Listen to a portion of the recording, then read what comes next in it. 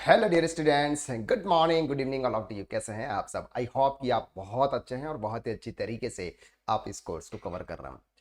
हमने regular dealer की बात की थी टेली प्राइम के अंदर। हमने रेगुलर डीलर में बहुत कुछ कवर किया। आज के लेक्चर्स में हम स्टार्ट करने वाले हैं कंपोजिशन डीलर। कंपोजिशन डीलर क्या है, कंपोजिशन स्कीम क्या होती है, उसके बारे में हमने प्रीवियस लेक्चर में डिटेल में डिस्कस किया हुआ है। आज हम टैली प्राइम के अंदर कंपोजिशन स्कीम की अकाउंटिंग कैसे होती है वो सब कुछ हम कवर करने वाले हैं। वीडियो थोड़ा सा लंबा होने वाला है लेकिन बहुत इंपॉर्टेंट है। अगर आप ऐसे पर्सन की अकाउंटिंग करने के लिए जा रहे हो जिसने कंपोजिशन स्कीम ऑप्ट करके रखी हुई है, और कंपोजिशन स्कीम के अंदर दो चीजें होती है। सबसे पहली चीज तो वो इनपुट टैक्स क्रेडिट नहीं ले सकता है। जिसने भी उस पर्सन ने जो भी गुड्स परचेज किया हो, जो फिक्स एसेट परचेज किया हो, कोई भी सर्विस परचेज की जिस पर उसने जीएसटी पे किया हुआ, तो उसका इनपुट टैक्स क्रेडिट नहीं ले सकता। दूसरी चीज, वो इंटर स्टेट आउटवर्ड सप्लाई नहीं कर सकता है। दैट मीन्स कि वो एक स्टेट से दूसरे स्टेट गुड सेल्स नहीं कर सकता। अगर उसने कंपोजिशन स्कीम ऑप्ट करके रखी हुई है तो उसको with in state he good supply करनी है। तो ये हमने प्रीवियस क्लास के अंदर मेजर हमने यहां पर देखा था।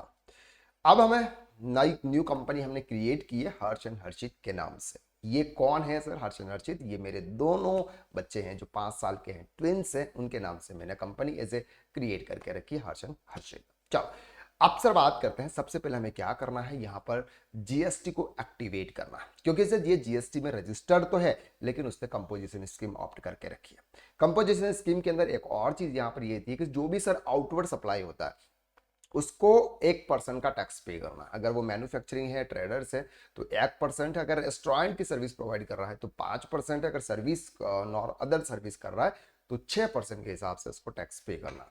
तो यहाँ हम बात करते हैं नॉर्मल पर्सन की, जिसको 1% के हिसाब से टैक्स पे करना है। तो आपको F11 की प्रेस करनी है। जैसे आप F11 की प्रेस करेंगे आपको इस टाइप के ऑप्शंस नजर आ जाएंगे। हमको जाना है सर टैक्सेशन में। टैक्सेशन में हमने इस ऑप्शन को यस करना है। जैसे हम जाएंगे यहाँ पर सबसे पहले हमारे स्टेट पूछेगा, आप किस स्टेट से बिलोंग करते हैं। इसके बाद पूछेगा रेगुलर टाइप, तो आप रेगुलर में कौन है, आप कंपोजिशन है या फिर रजिस्ट्रेशन टाइप। रजिस्ट्रेशन टाइप में आप कौन है सर, रेगुलर है या कंपोजिशन? तो हम है कंपोजिशन। तो कंपोजिशन पे आपको क्लिक करना है। इस ऑप्शन को आपको नो रखना है। यहाँ पर आपको आपका GSTIN नंबर एंटर कर लेना है। इसके बाद tax rate for taxable turnover. यहाँ पर जो है सर टैक्सेबल टर्नओवर, जो भी टैक्सेबल टर्नओवर होगा उस पर कितना परसेंट टैक्स लगेगा, तो 1% के हिसाब से टैक्स कैलकुलेट करेगा। Calculate tax based on, sir ये जो 1% का टैक्स कैलकुलेट करेगा ये कौन सी वैल्यू पर करेगा? तो ये करेगा सर टैक्सेबल वैल्यू, यानी कि जो भी आप गुड सेल्स करेंगे जिस पर टैक्स है उस पर 1% के हिसाब से आपको टैक्स पे करेगा। ई वे बिल एप्लीकेबल, अगर सर आप एक स्टेट से दूसरे स्टेट अगर गुड्स के supply, sorry with in state भी अगर आप गुड्स के सप्लाई करते हैं और उसका रेट अगर 50,000 रुपीज से इनवॉइस वैल्यू ज़्यादा है तो उस पर आपको ई वे बिल जनरेट करना। तो ई वे बिल कब से है, ये है, और इंट्रा स्टेट ही एप्लीकेबल होगा। इसके बाद उसको आप क्या कर लें सर, सेव कर लें। इसके बाद आपको कुछ नहीं करना है, Ctrl A से आपको सेव कर लेना है। अब हम बात करते हैं। सबसे पहले यहां पर हम लेजर्स हमको क्रिएट करने पड़ेंगे। हम जिस पार्टी से गुड्स परचेज कर रहे हैं, जिस पार्टी को हम गुड सेल्स कर रहे हैं, और जिस किसी भी पार्टी से हम कोई परचेज के लेजर्स हमको क्रिएट करने हैं, सेल्स के लेजर्स हमको क्रिएट करना है, तो यहाँ पर अलग अलग जो भी हमको लेजर्स क्रिएट करने होते हैं सबसे पहले हम वो लेजर्स क्रिएट कर लेते हैं। क्रिएट के ऑप्शंस पे जाना है। सबसे पहले हम बात करते हैं लेजर की। लेजर में हम परचेज तो दोनों स्टेट से कर सकते हैं, विद इन स्टेट से भी कर सकते हैं और अदर स्टेट से भी कर सकते हैं। तो हम यहां पर दो लेजर्स क्रिएट करेंगे परचेज के। सबसे पहला जो लेजर्स होगा वो होगा सर लोकल परचेज। ठीक है, लोकल परचेज का सिंपल सा मतलब होता है कि विद इन स्टेट हम परचेज कर रहे हैं। अंडर क्या हो जाएगा सर, परचेज अकाउंट हो जाएगा। नॉट एप्लीकेबल, नॉट एप्लीकेबल, और जीएसटी एप्लीकेबिलिटी, इस ऑप्शन को आपको यस करना है। यस एप्लीकेबल है। HSN स्पेसिफाइड डिटेल्स ईयर, यहाँ पर हमें कुछ नहीं करना है सर उसका। और यहाँ पर भी आपको परसेंटेज इंटर करने की जरूरत बिल्कुल नहीं है, इसलिए आपको यहाँ पर क्या सिलेक्ट करना है सर, गुड सेलेक्ट कर लेना है। हमने लोकल परचेस क्रिएट कर लिया यहाँ पे। इसके बाद आपको करना है सेव। इसके बाद आपको करना है सर लोकल परचेज के साथ में आपको दो टैक्स कौन कौन से लगाने हैं आपको यहाँ पे। तो दो टैक्स हमारे लगाएंगे सिर्फ CGST SGST। तो यहाँ पर हमें लगाएंगे CGST। अब सर अगर आप यहाँ पर पूछ रहे होंगे सर हमको आगे इनपुट क्यों नहीं लगा रहे, क्योंकि यहाँ पर सर इनपुट का कोई मतलब ही नहीं है। इनपुट का इसलिए मतलब नहीं है क्योंकि ये ITC नहीं मिलता है इनका। लेकिन आपको लेजर्स तो क्रिएट करना है, लेजर्स क्रिएट करना है। ट्रांजैक्शन आपको रिकॉर्ड करना है, सेपरेट आपको जीएसटी दिखाना है, वो क्यों दिखाना है वो हम आने वाले लेक्चर्स में भी कवर करेंगे। इसलिए आपको अकाउंटिंग जिस सिस्टमेटिक तरीके से आपको बता रहे हैं वैसे ही आपको करनी है। क्लियर हो गया आपको यहाँ तक? तो यहाँ पर अंडर में आपको क्या सिलेक्ट करना है सर? परचेज। तो सीजीएसटी में आपको अंडर सेलेक्ट करना है sir duties and taxes, sorry duties and taxes select करना है, और जीएसटी सेलेक्ट करना है, और सीजीएसटी का मतलब होता है सेंट्रल, तो सीजीएसटी आपको सेलेक्ट करना है। परसेंटेज आपको इंटर करने की जरूरत नहीं है, क्यों नहीं है वो हम आगे देख रहे हैं। तो यहाँ पर आपको नॉट एप्लीकेबल करना है, इसके बाद आपको इसको सेव कर देना है। इसके बाद सर हमको लेजर क्रिएट करना है सीजीएसटी का, ड्यूटीज एंड टैक्सेस, जीएसटी और एसजीएसटी 0%। ये हमने परचेज के लेजर्स क्रिएट कर लिए। अब आपको इंटरेस्टेड परचेज भी आप करेंगे तो आप यहाँ पे सेलेक्ट कर लीजिए इंटरेस्टेड परचेज का लेजर्स भी आप बना लीजिए। ठीक है, इंटरेस्टेड परचेज। इसके बाद अंडर किस में आएगा सर? ये तो परचेज में आएगा, तो आप परचेज सेलेक्ट कर लीजिए। Not applicable, not applicable, applicable. लेकिन यहाँ पर हमें रेट इंटर करने की बिल्कुल जरूरत नहीं है, हमें यहाँ पर सिर्फ गुड्स सेलेक्ट करना है क्योंकि हम गुड्स परचेज करेंगे। अब इसके साथ में टैक्स का कौन सा लेजर लगेगा सर? आईजीएसटी। तो आपको यहाँ पे आईजीएसटी टाइप करना है। इसका हेड क्या होगा sir? Duties and taxes, GST, और यहाँ पर आएगा सर आपका आईजीएसटी। परसेंटेज इंटर करने की बिल्कुल जरूरत नहीं है। क्लियर हो गया आपको यहाँ तक? तो ये हमने लेजर्स क्रिएट किए परचेस के। अब आपको लेजर्स क्रिएट करना है सर सेल्स का। अब सेल्स आप विद इन स्टेट ही करोगे, अदर स्टेट तो आप करोगे नहीं, इसलिए आपको सिंपल सेल्स का लेजर्स क्रिएट कर देना, और आपको रखना है यहाँ पे sir sales account. Sales accounts not applicable, not applicable, applicable.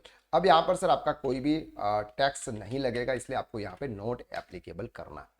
क्योंकि सर जब भी हम जीएसटी इनवॉइस बनाएंगे, हम सामने वाले पर्सन से जीएसटी कलेक्ट नहीं कर सकते क्योंकि हमारे पास में अथॉरिटी नहीं है।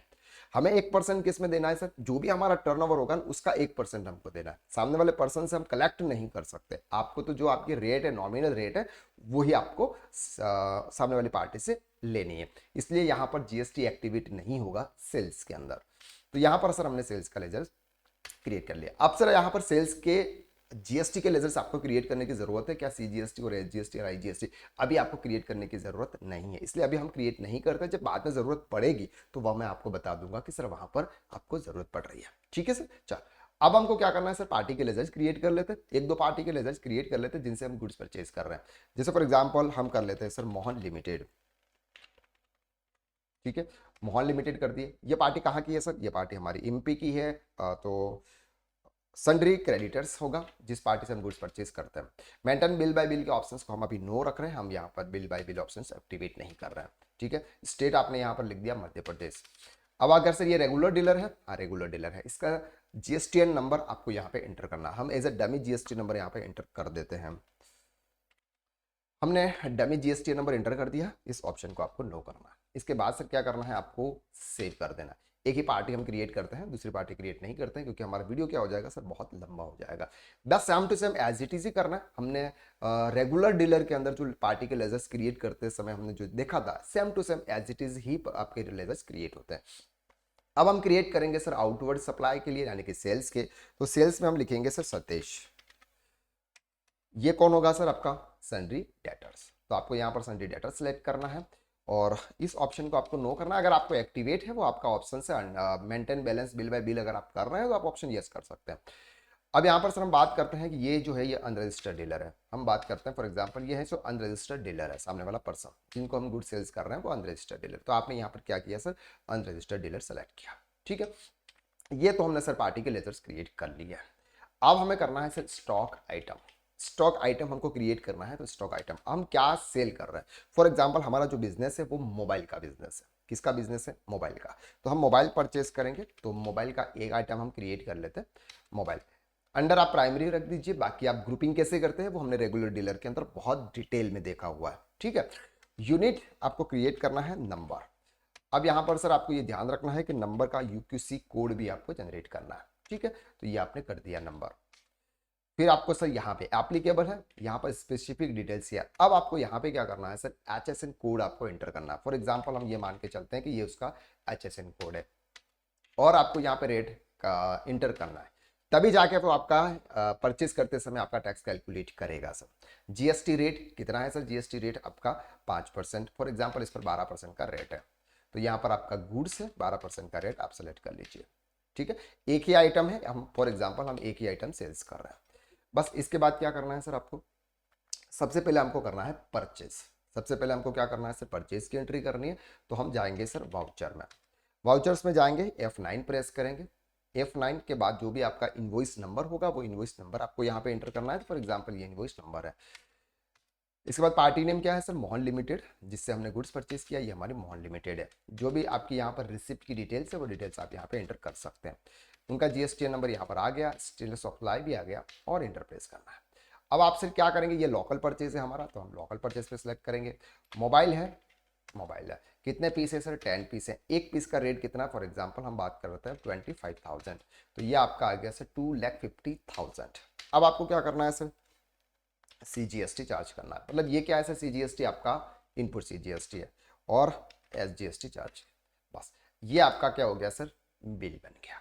ये सर परचेज, आपको परचेज ऐसे ही रिकॉर्ड करना है। अब आप समझ रहे होंगे कि सर हमको तो इनपुट टैक्स क्रेडिट मिलती ही नहीं है, हमको तो इनपुट टैक्स क्रेडिट मिलती है, तो ये सेपरेट क्यों दिखा है। भाई साहब, जब भी आप GSTR 4 फाइल करोगे ना, उस समय आपको एक एक डिटेल देनी होती है। क्या आपने किस पार्टी से गुड्स परचेज किया, आपने अनरजिस्टर्ड डीलर पार्टी से कौन सा गुड्स परचेज किया, आपने रिवर्स चार्ज मैकेनिज्म के थ्रू टैक्स पे कर रहे हैं, उसका आपने कितना परचेज किया, ये पूरी डिटेल आपके GSTR 4 के अंदर जाती है। इसलिए आपको यहाँ पर पार्टी के जो गुड्स जो परचेज करोगे, या जो सर्विस परचेज करोगे, जो फिक्स एसेट परचेज करोगे, सबके टैक्स रेट आपको इसी तरह से क्रिएट करना है।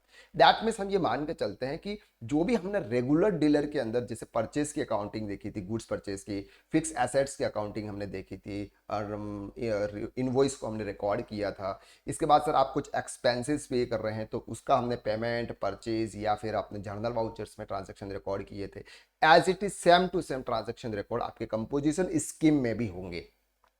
ठीक है, अगर आपने वो नहीं है, नहीं देखा है, तो प्लीज वो वाला लेक्चर्स भी आप डिटेल में देखें। अगर आपने हमारा अभी तक कोर्स परचेज नहीं किया हुआ है, और अगर आप इस कोर्स को परचेज करना चाहते हैं, तो डिस्क्रिप्शन के अंदर उसकी लिंक दे रखी है। ठीक है सर, तो अब यहाँ पर सर हमने यहाँ तक सीखा। अब इसको क्या करना है सर, हमें सेव कर लेना है। ये सर हमारा ट्रांजेक्शन क्या हो गया, रिकॉर्ड हो गया।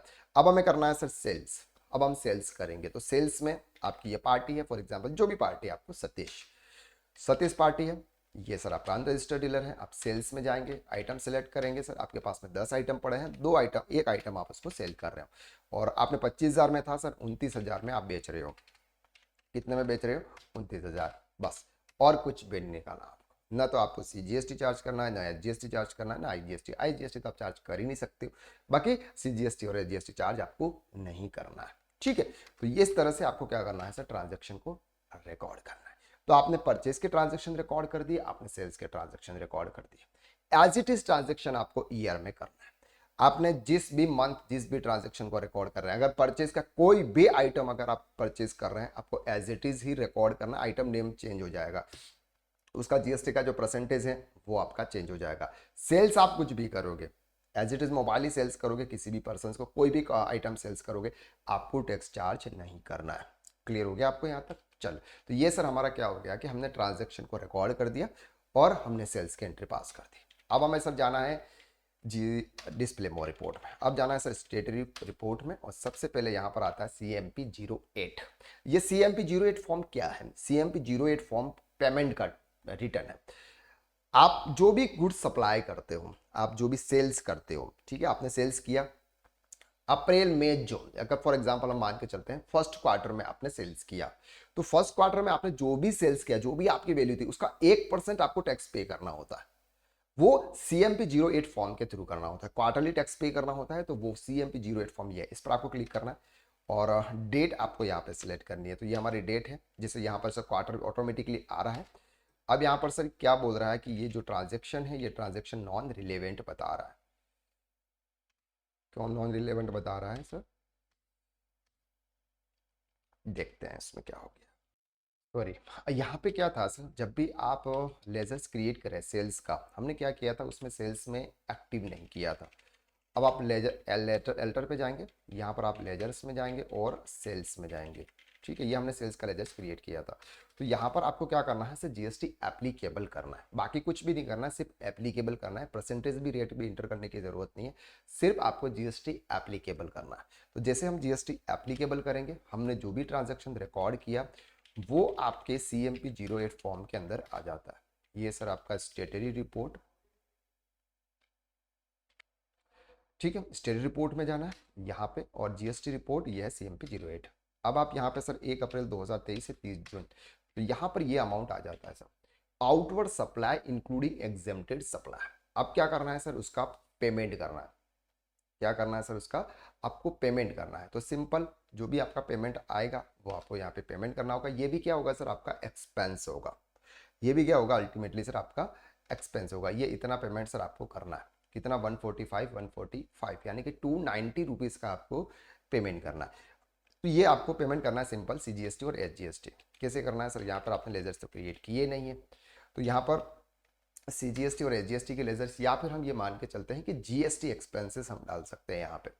तो GST एक्सपेंसेस आप डाल दीजिए, लेजर्स आप क्रिएट कर लीजिए पेमेंट में, और GST पेड ऑन सेल्स, ठीक है। आप इसको इनडायरेक्ट एक्सपेंसेस रख सकते हैं क्योंकि ये हमारा एक्सपेंस है अल्टीमेटली, ठीक है, ना तो हमें कुछ मिलता है ना कुछ भी नहीं, ठीक है। तो जितना है सर आपका यहाँ पे जो भी अमाउंट है आपका, वो अमाउंट आप यहाँ पे एंटर कर लीजिए, 290 है सर, ठीक है। ये अमाउंट एंटर कर लीजिए, और बैंक से पेमेंट हो रहा है तो जो भी आपका केस है वो आप कर लीजिए। तो हमने यहाँ पर सर उसका क्या कर दिया, पेमेंट कर दिया। तो आप इस तरह से पेमेंट कर सकते हैं। अब बात करते हैं कि सर जो ये इनपुट टैक्स क्रेडिट है, ये जो इनपुट के लेजर्स आपने क्रिएट किए हैं, अगर आप यहाँ पर ड्यूटीज एंड टैक्सेस में जाएंगे, यहाँ पर आप ड्यूटीज एंड टैक्सेस में जाएंगे, तो यहाँ पर आपको करंट लाइबिलिटीज के अंदर ये ड्यूटीज एंड टैक्सेस नजर आता है। ये CGST और ये GST आपने पे किया है, तो ये भी क्या है सर, ये भी आपका एक्सपेंस है। ये भी क्या है सर, आपका एक्सपेंस है। तो आप भी इसको ऐसे इस तरह से एक जनरल एंट्री पास कर देते हैं, एंड ऑफ द क्वार्टर कर सकते हैं यहाँ पे F7। क्या करेंगे सर, GST एक्सपेंस, जो भी आपका GST पेड ऑन परचेज, ठीक है, ये भी आपका खर्चा ही है सर, इंडायरेक्ट एक्सपेंसेस में डाल दीजिए। और कितना है सर, 30,000 है। यहाँ पर क्या आ जाएगा सर, CGST 15,000 और SGST 15,000। क्लियर हो गया आपको यहाँ तक। तो इस तरह से एंट्री पास करनी है आपको। ये जो सेटअप किया हुआ आपने, जो GST पे किया हुआ, इसका इनपुट टैक्स क्रेडिट आपको मिलना नहीं है, इसलिए ये कहाँ पे चला जाएगा सर, आपके एक्सपेंस में। तो ये भी क्या हो जाएगा सर, आपका एक्सपेंस। तो इस तरह से आप कंपोजिशन स्कीम पर्संस की अकाउंटिंग करते हैं। अगर आप और एडवांस में सीखना चाहते हैं तो सब कुछ हमारा एक कोर्स है, टैक्स कंसल्टेंट कोर्स एडवांस, आप वो वाला कोर्स परचेस कर सकते हैं, जिसके अंदर हमने डिटेल में बहुत कुछ बताया हुआ है। CMP 08 फॉर्म कैसे फाइल करते हैं, उसका पेमेंट पोर्टल से कैसे करते हैं, GSTR 4 कैसे फाइल करते हैं, उसको रिकनसाइल कैसे करते हैं, ये सब कुछ हमने डिटेल में कवर किया हुआ है। तो आज के लिए बस इतना, नेक्स्ट लेक्चर में हम फिर मुलाकात करते हैं, तब तक के लिए थैंक यू सो मच।